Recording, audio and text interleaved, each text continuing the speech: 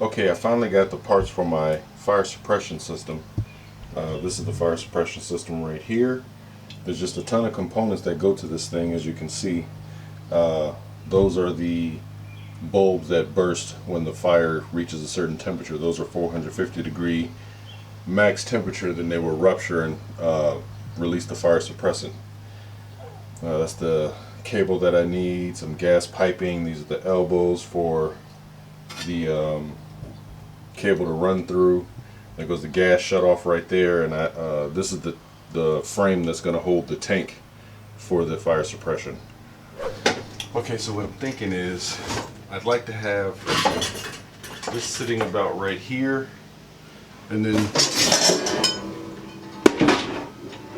there will be gas pipe underneath here to run to the back of the unit, but I'm going to have it basically stop the gas pipe around here so it can feed both the gas units. So if I have it sitting here, and then this box, I can just take the head off, set it about like that, and that should work. So I think I'm going to just nail that about right there, just try and get it even, call it a day. Let me see here.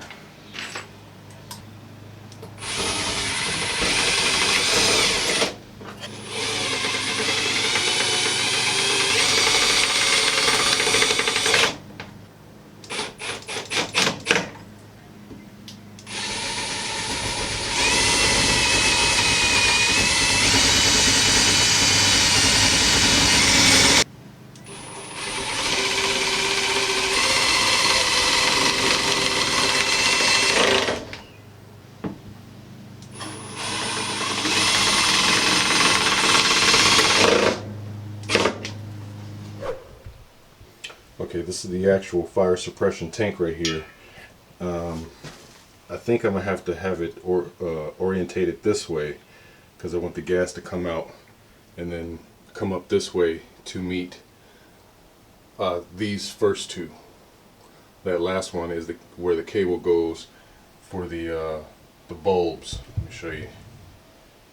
So the bulbs go up in there, the thermal expanding bulbs. So when the fire encounters them, that's when they blow.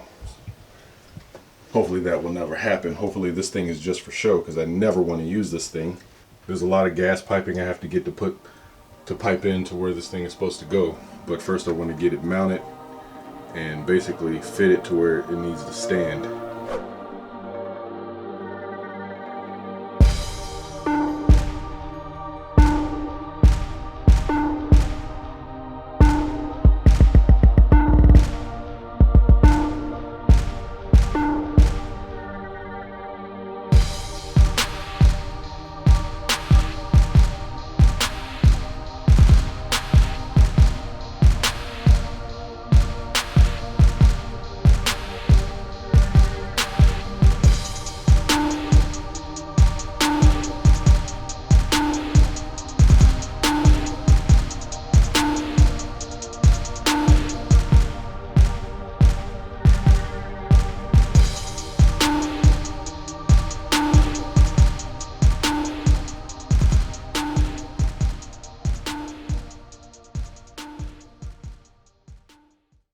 So this is roughly the look of it. And so from here on this side, the cable comes out and has to go to that one. Then this cable is going to run along the ceiling across to the other side to where I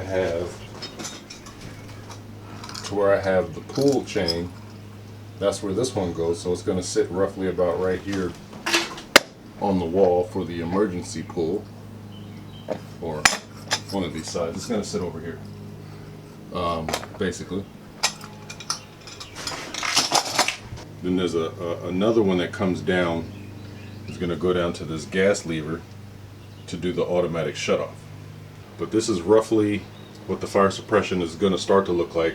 Then I got to measure all the cable and put the gas, the thermocouplers. Then I got to put the thermocouplers up in here. There's 3 of them.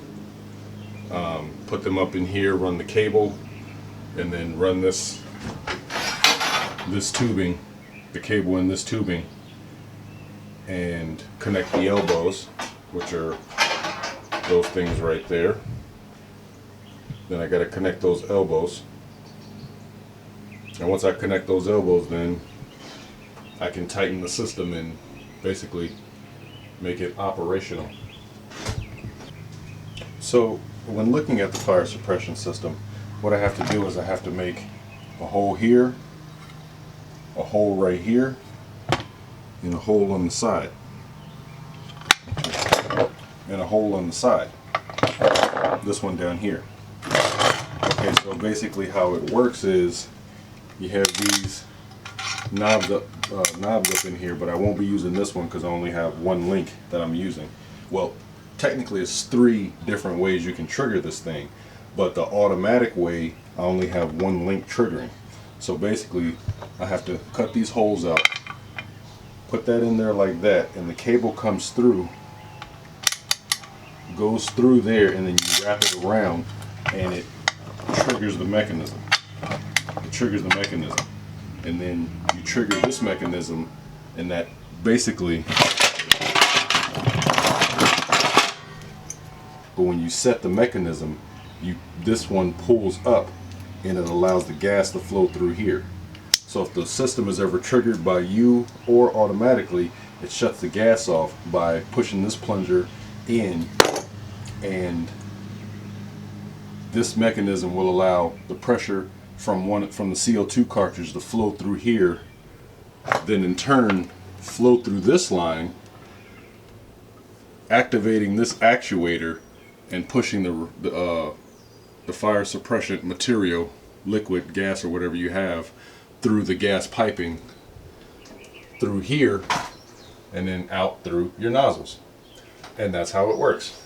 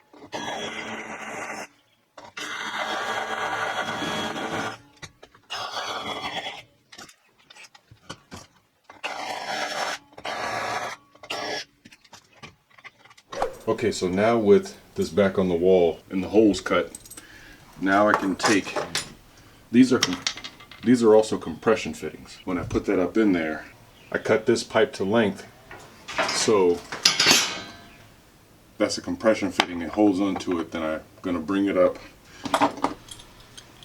and basically use one of these elbows. This is technically not an elbow, it's a pulley. So it has a little pulley on the inside of there that the cable can ride in a groove, so it doesn't get hung up as it goes through. So this is a pretty simple setup. So this one will sit like here, and then there'll be one right here, and then there'll be one right here that comes out, goes straight down into the various components. And so that's one way of triggering, the automatic trigger, and then there's also a manual trigger on here too, because you can pull the lever and trigger it that way. And then the other one is just for shutting off the gas. That'll be down here. Alright, sorry you guys missed out on it, but I had to really hunker down and do some thinking. So this is basically what it looks like. I completed some of the parts already, but not all of them. So I still got some stuff to do. So basically, this is the cable, runs through there. It's a pulley in there, so it's free flowing and doesn't get snagged. And this one, I pretty much connected it already, if you can see. So this cable is the manual release for the other side of the trailer. So this is technically the back wall, and when you look over here, here's going to be where the manual release comes in. So basically it just runs along the ceiling straight to the unit.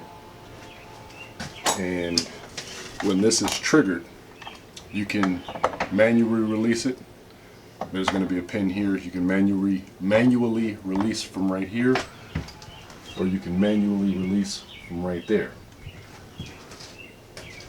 And then over here, I have to basically cut, crimp, and make a loop, put the bulb, cut, crimp, make a loop, and connect to the bulb, and then do the same thing for the other two, and then technically you can arm the system.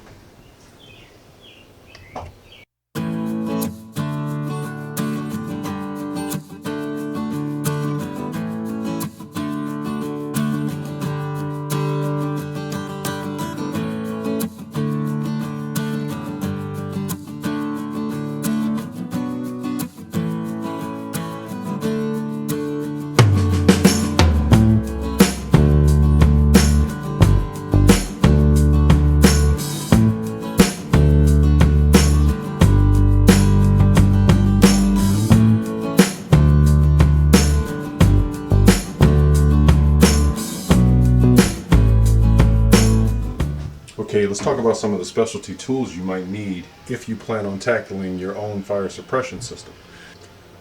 One of them is a swedge tool that clamps down on the swedges that you have to use to make the proper connection. One of them is right here, if you can see it. Hold on. Okay, so if I could zoom in on it, you see that? Hold on. There it goes. I have to make these loops.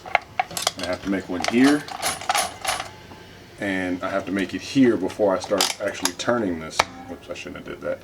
But before I start turning this, I have to make one here so it won't back out. And then this is what it looks like. Little S hook with the little clamp on it, or with the swedge on it, and then these just hook on there. So the heat basically just will blow that bulb, and I got to put an S hook on this side to clamp, and the S hook and the clamp and the bulb in the center on each section, and that's where the automatic part comes in. So when that bulb cinches 450 degrees or greater, it will separate, and when it separates, when the system is under load, it triggers the mechanism. It's pretty cool.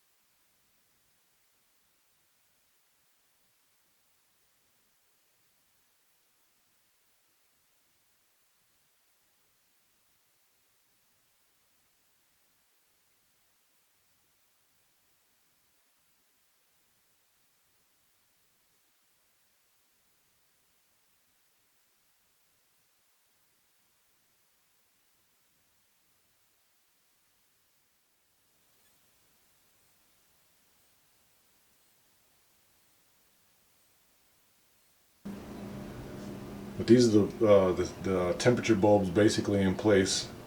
All three of them hooked together. I have one more spout to put right here that shoots up into the fan just in case fire gets that high, but you know, hopefully that'll never happen. This cable goes through here, then you turn this. And then I'll put this cable through here like so. Kind of hard to do with one hand. You put the little swedge on the edge of this, and then you start turning it, and once you start turning it, this whole apparatus will tighten up and set in this position. That's the set position. And then you have to also turn this to set it, put the pin in so you can connect the I have to figure out exactly how I'm going to connect the gas piping below everything, only because I need it to be sturdy, because it's got to pull that pin up with force to allow gas to flow through. Everything's looking pretty good though. And then as far as the actual fire suppression, it's going to flow through both of these. It's going to come out of here. I think I'm going to go up first. Then you got to put this bleeder valve in there. It has a little check valve in it. Put the bleeder valve in there. I'll come around to a union to this one, and then to a union to this one, to the second one. So once I do that, everything as far as the fire suppression will be pretty much connected.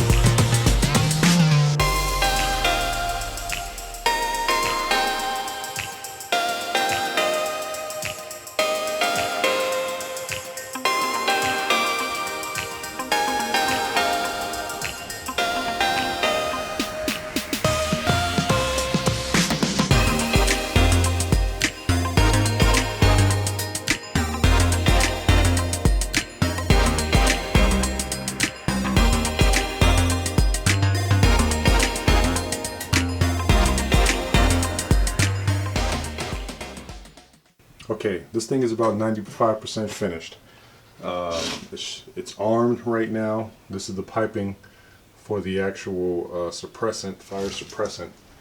I have all the nozzles in. There was one extra nozzle that goes up there that actually shoots into the fan. The thermal couplers are in. And the last step is the gas line, but I actually have to wait for that because that's a part of the gas. So I'm gonna wait for that. So as far as the look of this thing, this is pretty much how it's gonna look, other than the filters that go right here. It's looking good though. I always say that. One step closer to finishing this project.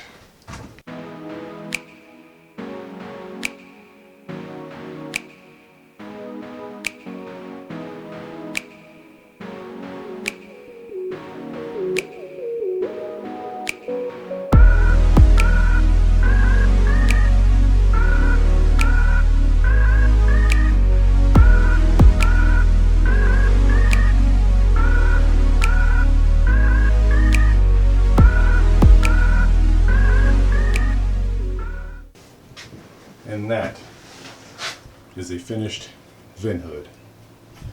Still got a lot of work to do. It's a lot of tedious stuff, but we're getting there. So knocking out some of the bigger stuff like this fire suppression system. So all I have to do now is just arm the gas valve, which will be the next part of this build. And this one is loose, and that's because once you arm this, you gotta have the gas valve in, but when you pull the cord, that's why that was so loose. Because when you pull it, it's not supposed to be a ton of force to pull it. But yeah, you get the picture.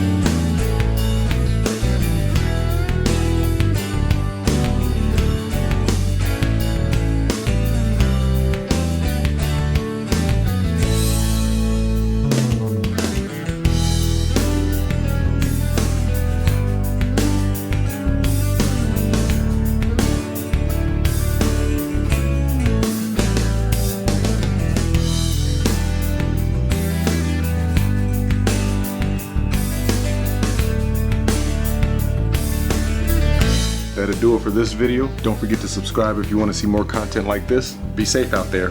Have a good week.